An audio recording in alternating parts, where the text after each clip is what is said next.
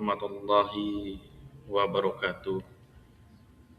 Bagaimana kabarnya sahabat-sahabatku sekalian? Pada kali ini, tema kali ini kita akan membahas mengenai tentang menjaga keutuhan, yaitu dampak konflik terhadap persatuan bangsa. Fondasi persatuan dalam Bhinneka Tunggal Ika, yaitu semangat persatuan, kesadaran kolektif untuk hidup merdeka dalam bingkai negara adalah dasar legitimasi negara. Semangat ini menolak fragmentasi politik dan mendorong komitmen pada negara kesatuan. Kesatuan berarti kondisi utuh yang menjamin keamanan, pembangunan, dan kejayaan bersama. Bukan sekedar keseragaman, melainkan kohesi sosial yang menghormati perbedaan. Pluralitas suku, bahasa, dan budaya adalah sumber daya bangsa. Dengan toleransi dan dialog keberagaman menjadi modal kebersamaan, bukan sumber perpecahan.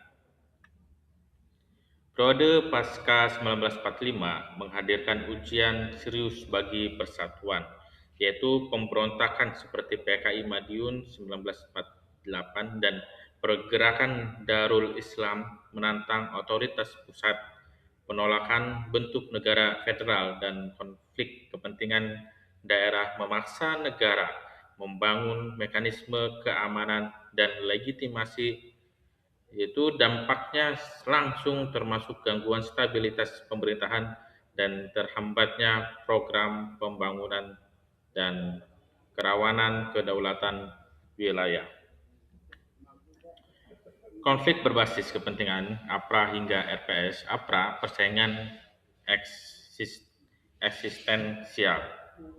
Gerakan APRA mencerminkan upaya kelompok bersenjata mempertahankan posisi politik dan ekonomi di luar kontrol pusat, memicu legitimasi gangguan kekuatan oleh negara. Gerakan seperti RMS berkaitan erat dengan klaim identitas dan aspirasi otonomi, mengungkap kesenjangan representasi dan distribusi sumber daya antara pusat dan daerah. Operasi militer dan kebijakan keamanan dipilih sebagai instrumen pemulihan keutuhan, namun pendekatan represif tanpa rekonsiliasi beresiko meninggalkan trauma kolektif dan radikalisasi terselubung. Masa kini menghadirkan ancaman non-konvensional seperti stereotip antara suku, kesenjangan ekonomi, dan popularisasi politik yang diperkuat oleh disinformasi.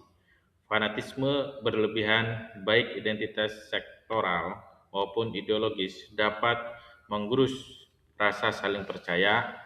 Kekerasan komunitas dan kerusuhan menunjukkan bagaimana tensi sosial kecil berkembang menjadi krisis persatuan apabila mekanisme mitigasi lemah. Solusi integrasi jalan menuju rekonsiliasi yang pertama melalui pendidikan karakter, yang kedua melalui dialog dan rekonsiliasi, yang ketiga melalui penegakan hukum yang adil. Sinergi antara pendidikan, dialog, dan keadilan sosial membentuk kebijakan pencegahan konflik jangka panjang. Persatuan bangsa adalah tanggung jawab kolektif melalui pemerintah, masyarakat sipil, pimpinan adat, dan generasi muda.